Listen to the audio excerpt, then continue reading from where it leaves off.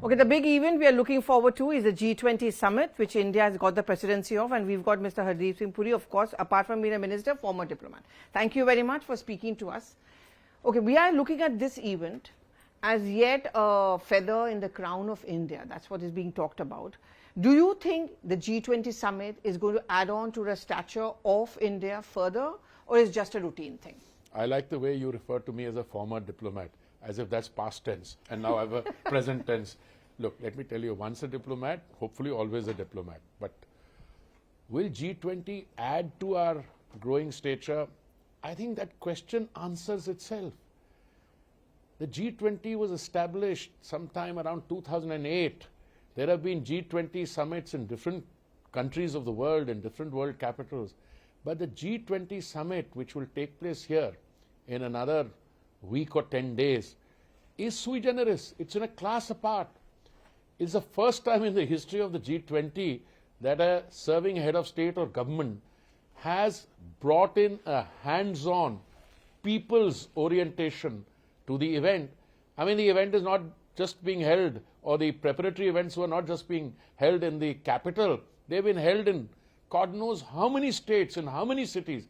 I have personally attended G20 events in Ahmedabad, in Bangalore, in several other places. And look at the canvas. There are some subjects which were always traditionally on the focus of the G20. But I think the context of India with a very highly resonating post-COVID story and a story on digital inclusion, a story on financial inclusion, and a story which today encompasses everything on the earth. And sorry to add this, we are on the moon and over the moon. I mean, you know, the reports coming in from the BRICS summit in South Africa, that was the flavor of the whole summit. And frankly, it's not something that is being celebrated by 1.4 billion Indians or 140 crore Indians. It's being celebrated by countries all over the world. I mean, I heard a story that the host was sitting next to the Honorable Prime Minister, and he said to him, "I'm very happy sitting next to you because some of that, that feeling of elation, that celebration is rubbing off." A lot of people are taking joy. What's the reason for that? India has a unique position in the world. And after 2019, let me start. 2019 was a setback. After 2014, the good work which had been done, and I choose my words very carefully, there was an acceleration. In 2014, you were the 10th largest economy. Then came Mr. Modi. He fast-forwarded, accelerated. You're not celebrating that you're the 5th largest economy today. Don't make a mistake. Well, you're celebrating that you're soon going to be the 3rd largest economy. Where does that confidence come from? All these digital inclusion, I mean, just look at the scale of what is happening. What is the percentage of payments, percentage of GDP that were made digitally in 2014? What is it today? Mind-boggling. What is how many kilometers of roads did you make in 2014? How many do you make now? What was the amount of waste that we processed in 2014? I think what, 15-16% according to the figure sent by the state. Today it's 76%. So you jumped. Now, today the G20 comes at a time where a rising India, on the way to defining the new India, right, is being applauded all over, not only for its own achievements. Health sector is a case in point. 224 crore vaccines. So I was coming to that. Manufactured and distributed free. 193 countries in the world. About 150 are thanking India for the vaccine. 100 of them have got it free.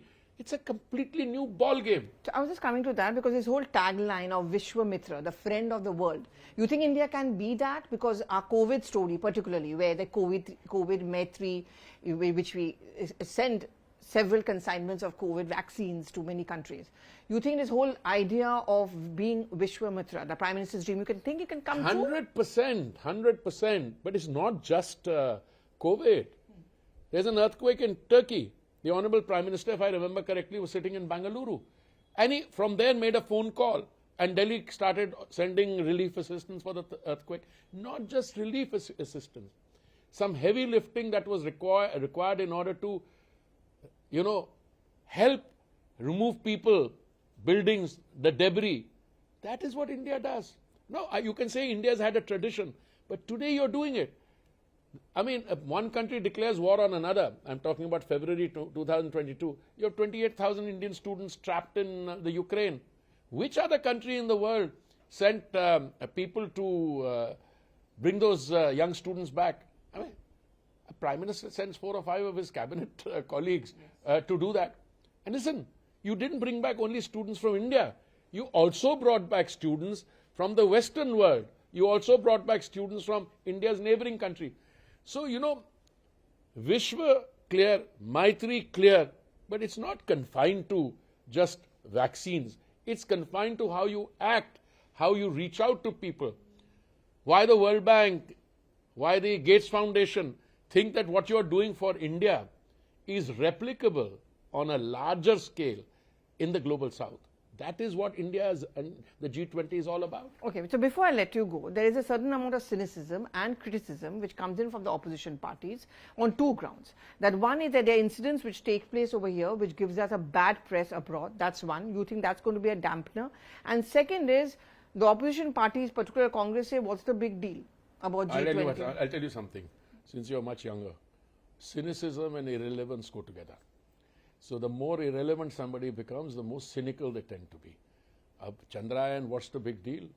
Panditji established a space program. Look, I'm a great admirer of Panditji and all those who were the first generation who fought for our independence. But not in that priority. This thing goes off to Mahatma Gandhi, Subhash Chandra Bose and others. But Panditji left us for his heavenly abode in 1964. ISRO was founded in 1969. So no matter how much of credit you want to give him, do it with a degree of circumspection. So opposition, something happens here. Something happens everywhere. No, but they're also accusing the Prime Minister of being churlish and not allowing the CM. And an example of Indira Gandhi meeting N.T. Ramarao. Oh, come on. Let's get serious. These guys are no one to talk about how we deal with the states. Okay? There's an article in the Constitution, I'm sure Varisht Patrakas like you are very familiar with the Constitution. Read it. There's an article, I think it's called 356. And I once did a study on how many times it's been invoked since the Constitution, the article ever. 115 times, somewhere.